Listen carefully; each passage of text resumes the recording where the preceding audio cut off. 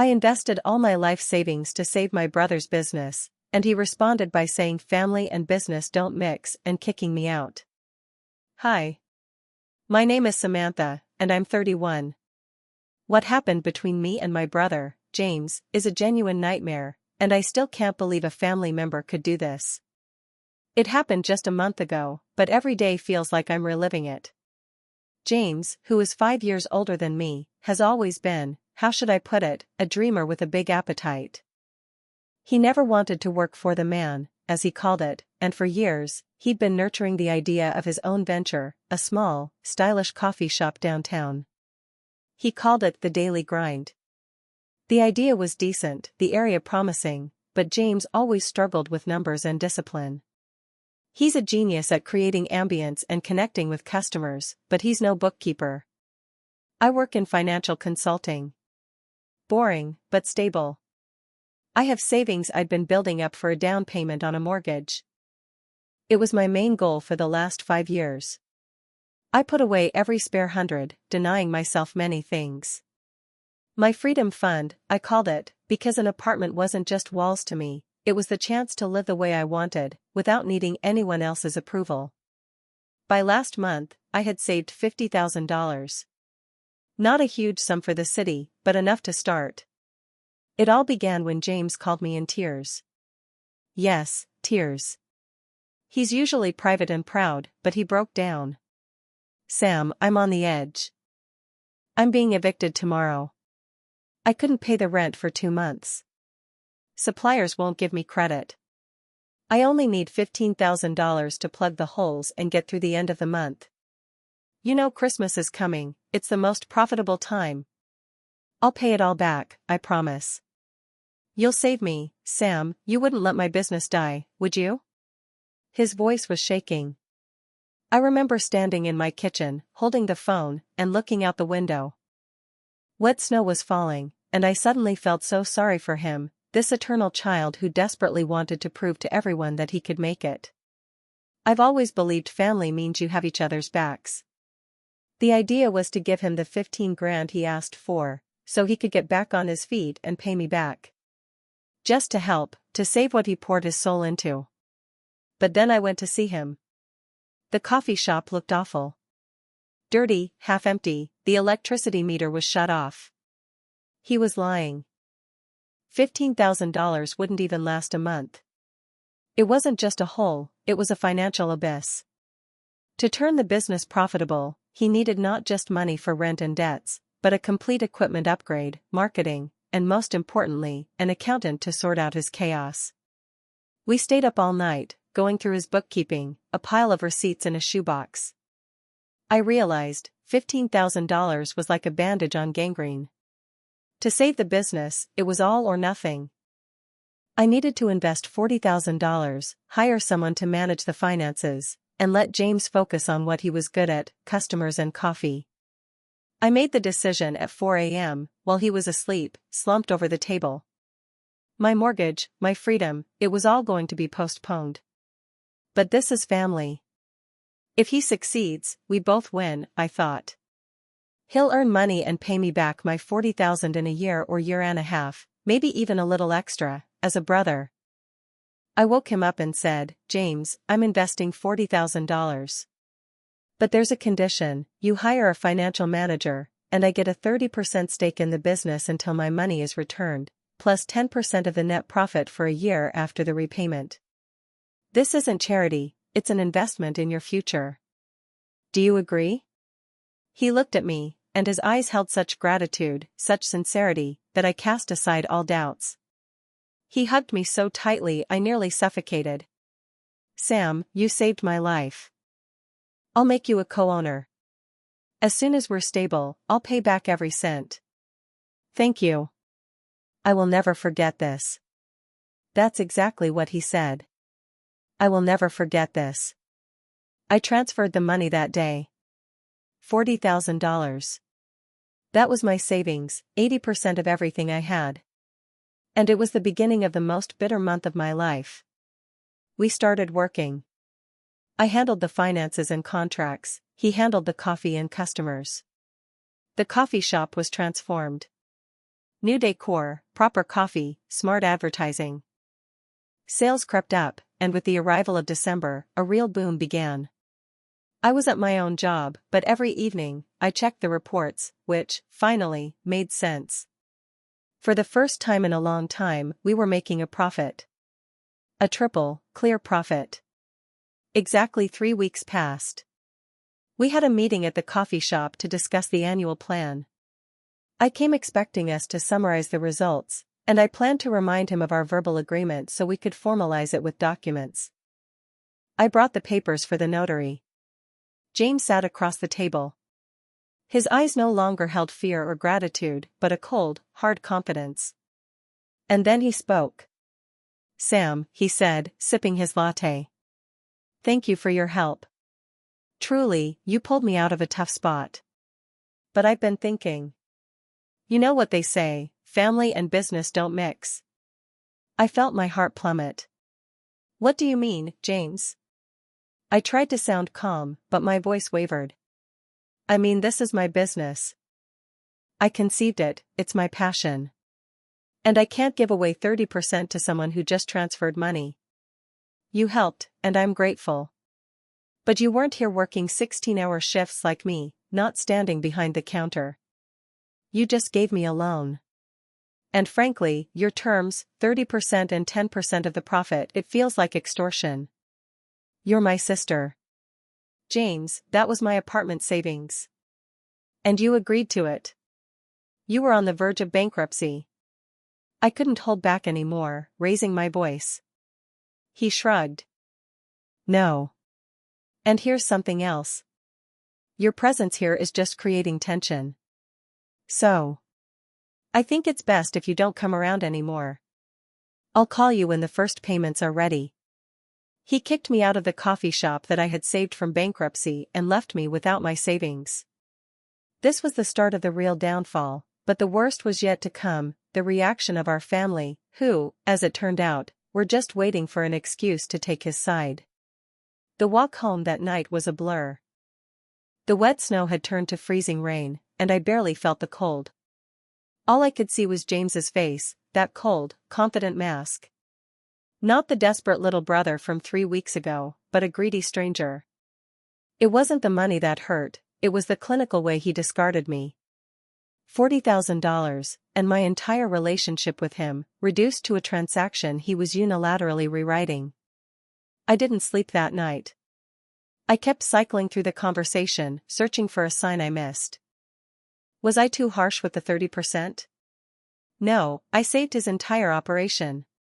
He would have been selling used espresso machines on eBay right now if it weren't for me. But he kept repeating, "You just transferred money." He minimized my involvement, conveniently forgetting that I spent every evening for 20 days setting up his inventory system, negotiating with suppliers he'd alienated, and putting together the payroll he couldn't afford. The real agony started the next morning. I tried calling James, but he didn't answer. I texted him, asking him to meet and talk like adults, like family. All I got back was a one-line reply, "My offer stands. $30,000 over 6 months. Anything more, talk to my lawyer." His lawyer. 3 weeks after I saved him, he already had a lawyer on retainer to deal with his own sister. The betrayal was like physical pain. Then the family circle started tightening. My older sister, Chloe, called first. She's a stay-at-home mom, always a bit resentful of my career success and financial stability. "Sam, seriously? What are you doing? James told me you're demanding an unreasonable stake," Chloe said, her voice already sharp with judgment. "Unreasonable? Chloe, I invested my entire down payment to save his sinking ship. He offered me the stake when he was begging," I defended, feeling my blood pressure rise. "He's finally successful, Sam. You should be happy for him. Why are you trying to bleed him dry? He's family. Why is it always about money with you? Just take the $30,000 and be grateful he's paying you back," she snapped. She didn't see me as the rescuer, she saw me as the corporate shark trying to take a bite out of James's hard-earned success. Hard-earned success that was 90% financed by my savings. The conversation with my mother, Eleanor, was the real blow. Mom has always favored James. He was the creative one, the one who needed more emotional support, while I was the responsible one who could handle things on her own. The conversation started deceptively soft. "Honey, James called me. He's very stressed," she began, her tone laced with worry, not for me, but for him. "Mom, I'm stressed. He stole $10,000 from me and completely broke our agreement." This was my future, I pleaded, trying to appeal to her sense of fairness. "He didn't steal, Samantha. He's paying his debts. James told me you insisted on that $10,000 for old obligations, which were his bills. You can't put those on the business now that it's doing well. It's not fair to him," she lectured. "He's struggling to keep this going, and you, with your big accounting salary, are making it harder. You're trying to control his life." I stared at the phone, speechless. Control? I provided a solution to a bankruptcy he created. "Mom, this is my money. Money I saved for years." "Oh, stop being a spoiled accountant, Sam. You can always make more. James is finally living his dream. Why are you trying to crush it? It's only $10,000. Give him a break. Let him breathe." "That's what family does," she finished with that familiar, weary sigh that always meant she was disappointed in me. That's the moment the betrayal went from a business dispute to a deep family wound. They didn't see the numbers, the contracts, or the debt, they only saw James's dream and my endless savings. The narrative had been successfully twisted. James was the victim of my corporate greed, and I was the envious, cold sister who couldn't stand his success. My father, Robert, stayed completely silent, which somehow hurt the most. When I tried to talk to him, he just kept repeating, "I'm not getting involved. You two need to work it out. This is between you and James." The silence was his way of agreeing with my mother and Chloe without having to say the painful words. The one person who was supposed to be my objective anchor was just hiding behind a weak excuse. Over the next week, the family pressure became unbearable. Chloe was posting pictures of James and his successful first month on social media, adding passive-aggressive captions like, "So proud of James for overcoming the odds and the haters who tried to pull him down." She was obviously talking about me. Every time I called Mom, she'd find a way to bring up James's stress and how I was ruining the holidays. I felt completely isolated. I hadn't just lost $40,000, I had lost my place in the family. The money was tangible, but the emotional cost was far heavier. I started spending hours poring over the documents, looking for leverage, a loophole, anything to fight back against this sudden, vicious turn. I remembered one detail, the initial $40,000 transfer. I had labeled it in the transfer memo, investment for 30% equity agreed upon terms. It was weak, but it was something. I knew it wouldn't hold up in court without a signed contract, but it showed intent. I realized I had to change my approach. Arguing about family was useless. They had weaponized family against me.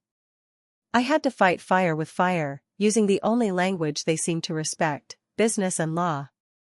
I scheduled a meeting with a friend from my firm who specialized in corporate litigation. I needed a plan.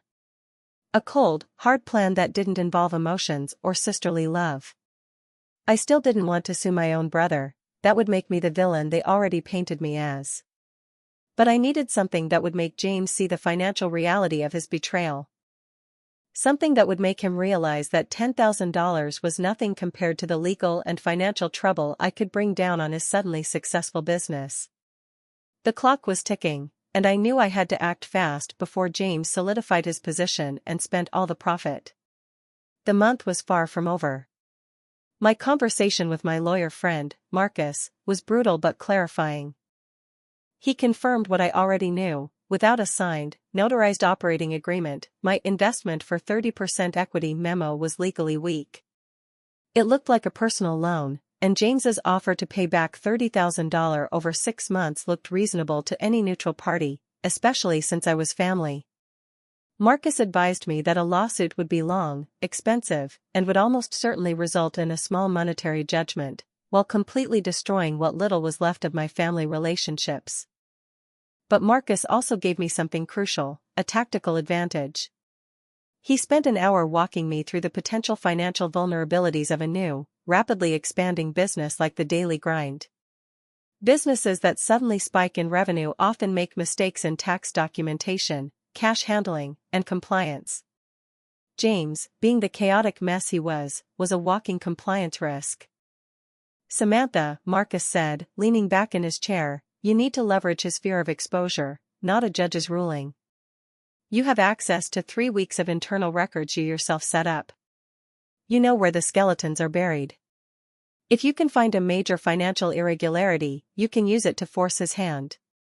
It's an ethical gray area, but you need to decide how much this relationship is worth." The next few days were agonizing. I was essentially being asked to dig up dirt on my own brother. I didn't want to ruin him, I just wanted my money and the respect he had trampled on. The entire month was becoming a dark moral maze. Should I expose his carelessness and potentially destroy the business that held my $40,000, or should I just walk away with $30,000 and eternal resentment? I decided to try one last clean approach. I drafted a professional, non-emotional letter.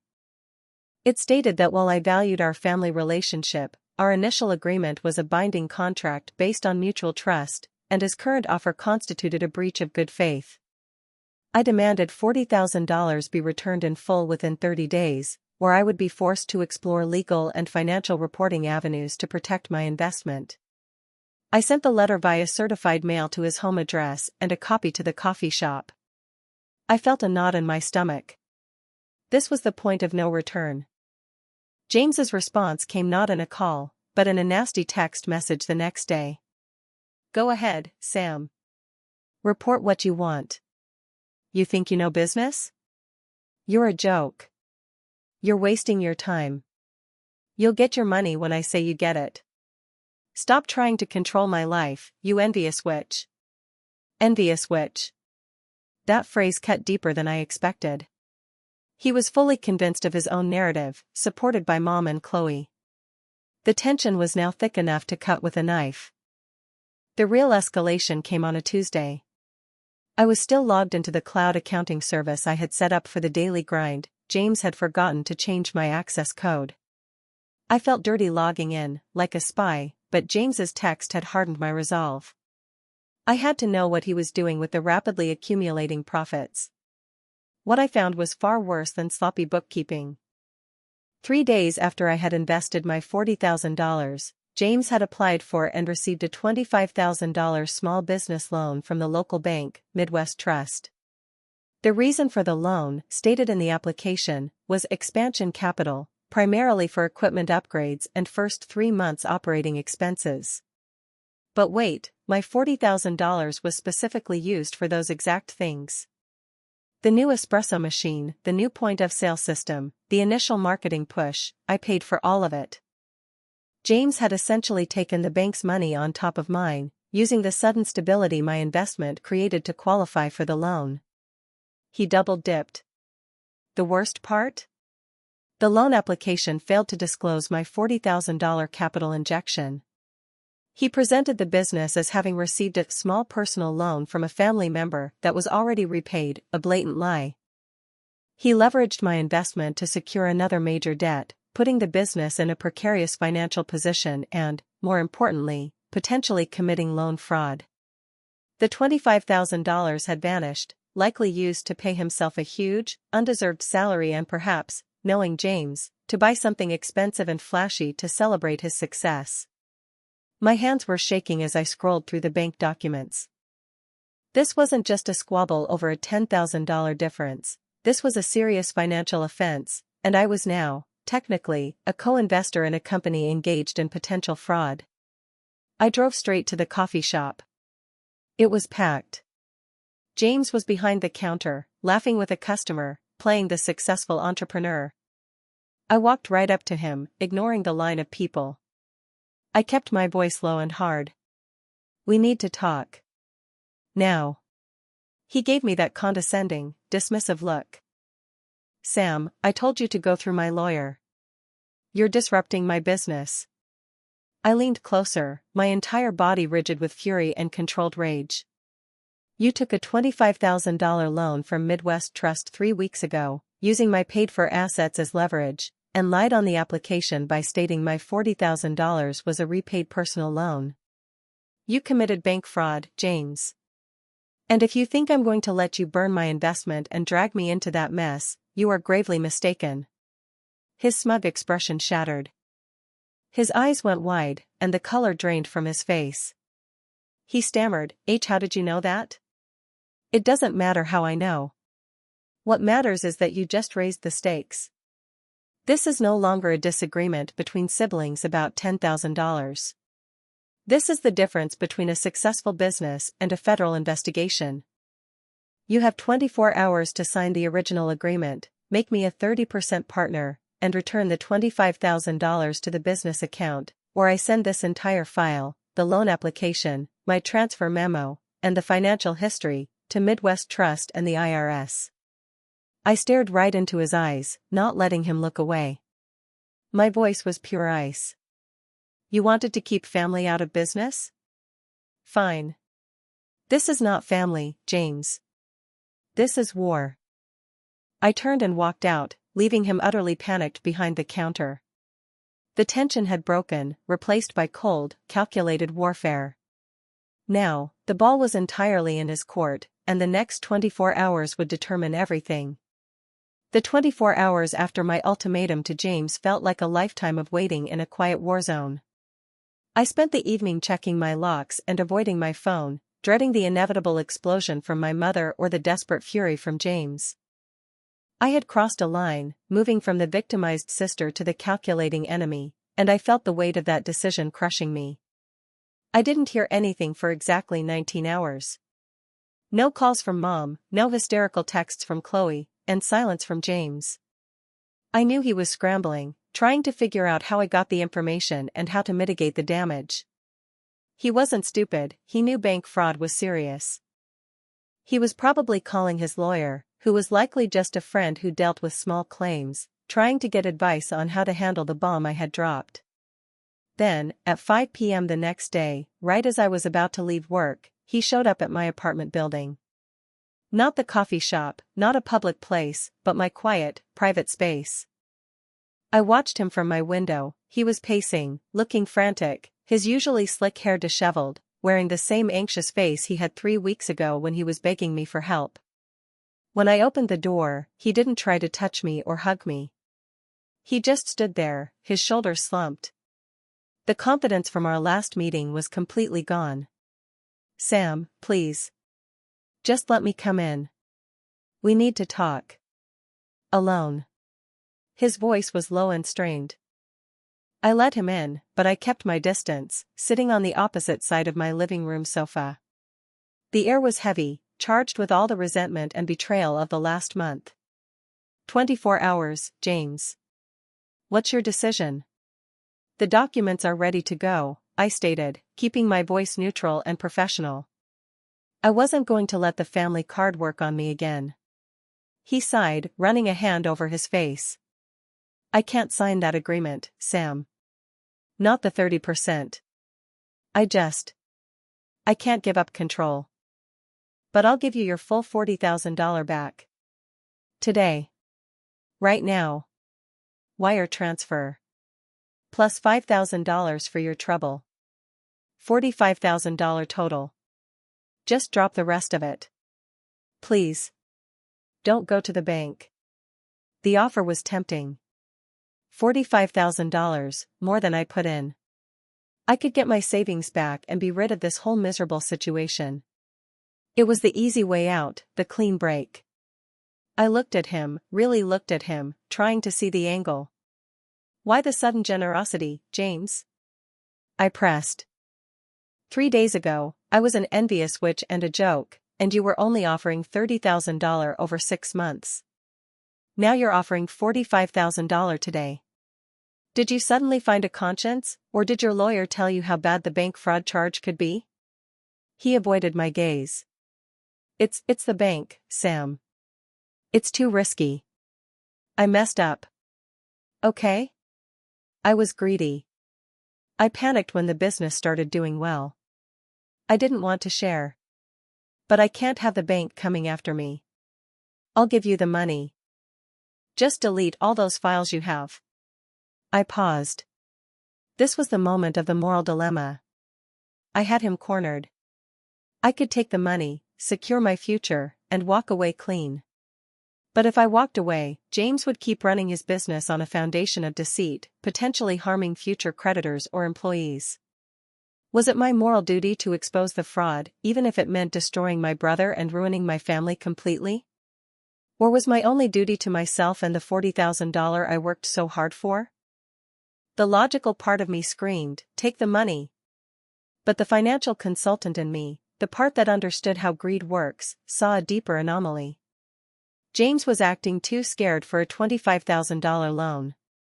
He was willing to pay a $5,000 premium immediately to shut me up. That didn't make sense for simple greed. It suggested desperation. I leaned forward, dropping the professional tone for something more intimate, more chilling. James, I said, quiet but firm. I'm going to take the $45,000. But before I do, I need you to tell me the truth. Not about the $40,000, not about the 30%, I need to know about the $25,000 loan. You're hiding something bigger. Is this about the money, or are you covering up something worse?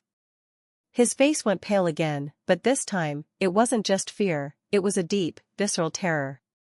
He took a shaky breath, then another, trying to find the words.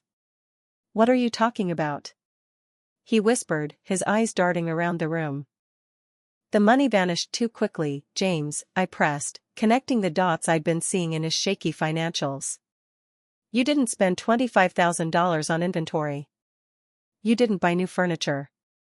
Where did the $25,000 go, and why are you willing to pay $5,000 to cover up that transaction? He finally cracked. He buried his face in his hands, his body shaking. It wasn't for the business, Sam. None of it. It was for Tony. My blood ran cold. Tony. Tony Moretti. Tony wasn't a supplier or a creditor. Tony was a dangerous man. James had gotten into serious trouble with him 5 years ago over a bad poker debt, and my father had to pay a huge sum to get him out of it. We all swore we'd never speak his name again. He came back, Sam, James choked out. He showed up at the coffee shop 3 weeks ago, right after I got your money. He said he was collecting interest on the old debt. He saw the place looking good, looking profitable. He demanded $20,000 by the end of the month, or he was going to burn the place down. Not just the shop, he said he'd come after Mom and Dad. This was the core truth, the dark secret that explained everything. The sudden, desperate need for cash, the lies to the bank, the complete reversal of character. It wasn't just greed, it was pure, paralyzing fear. He used my $40,000 to stabilize the business, then leveraged that stability to get the $25,000 loan to pay off a gangster. He was trying to protect the family from a threat I didn't even know existed. He had broken our trust and risked our future, not for profit, but for survival. The $5,000 I offered you? It was the last of the $25,000. It's all I have left. I just paid Tony the $20,000 last night. I needed the loan to save the family, Sam. Not the business, he confessed, tears now streaming down his face. If you report the fraud, the bank freezes the assets, the business collapses, and Tony will know I lied to him and couldn't pay. He'll come for all of us. I looked at my brother, not the thief, but the desperate, terrified man. My $40,000 was no longer a down payment, it was the collateral in a life-or-death gamble. Now I faced the ultimate dilemma. If I took the $45,000, I was protecting him and the family from a gangster. But I was also enabling his terrible, dangerous habit of lying and getting into debt. If I exposed the fraud, I got my true revenge and upheld my moral standards, but I put my parents and myself at risk of a violent retaliation from Tony. The phone in my pocket buzzed.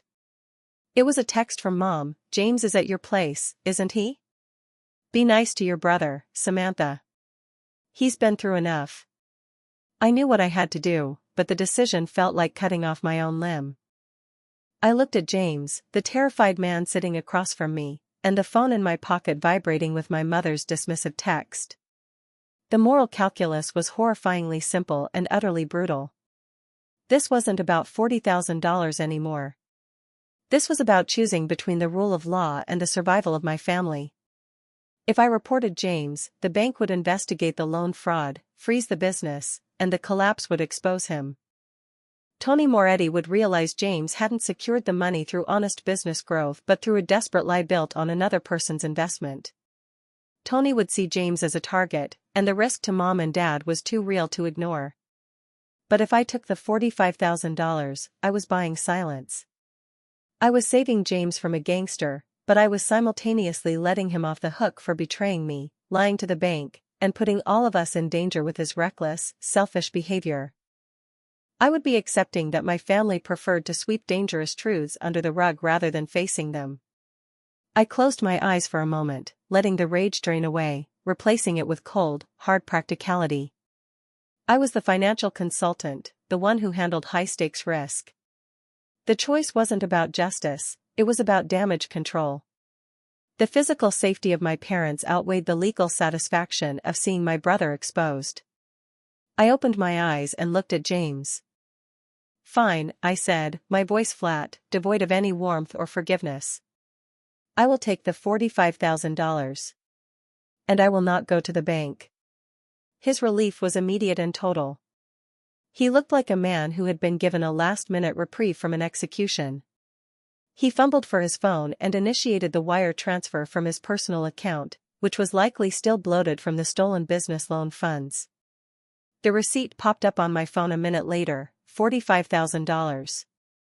00, "Thank you, Sam." "Thank you. I promise, I'll never." He started, his voice thick with emotion. I cut him off. Don't promise anything, James. Just listen. I'm taking the money because I won't risk our parents' safety for a piece of paper. You used my kindness, my trust, and my savings, first to save your dream, and then to save your skin. That $45,000 is not a payback for an investment, it's a payment for my silence. It's hazard pay for the stress you put me through. I stood up. Here is what happens next.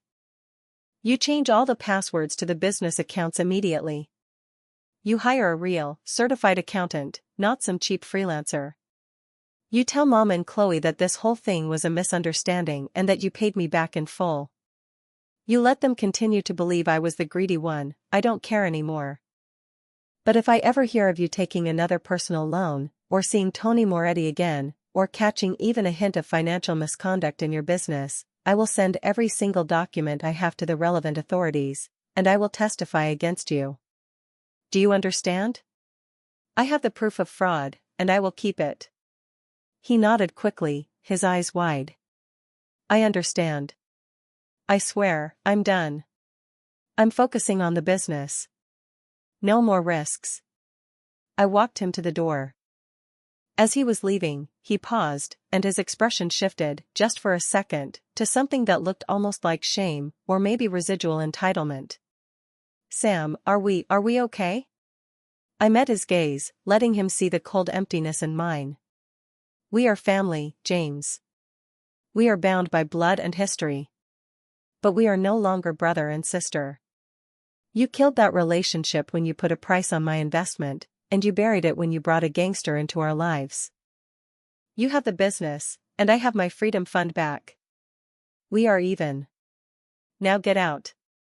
He left my apartment, and I closed the door quietly, leaning against it. I had the $45,000, enough to secure an even better down payment on an apartment than I originally planned. I achieved my goal of getting my money back, and I secured my future.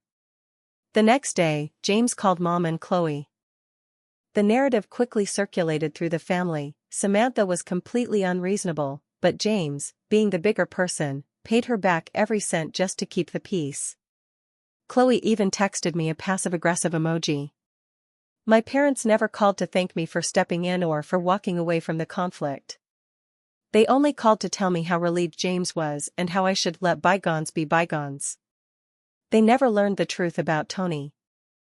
I bought my apartment 3 weeks later, securing the mortgage myself. I achieved the financial freedom I had worked for, all within a month of losing it. I am stable, secure, and ready to move forward. But when I sit in my new, empty living room, the quiet is deafening. I look at the proof of transfer, the $45,000, and it feels less like a victory and more like a ransom. I saved the family, but the cost was the realization that I am truly alone in their eyes. They view me as an accountant, a bank, a solution to their problems, but never a loved one who deserves honesty and respect. I got my money, but I lost my faith in my brother and, perhaps, my entire family. I am financially free, but emotionally bankrupt. And that, I realize, is the real price of doing business with blood.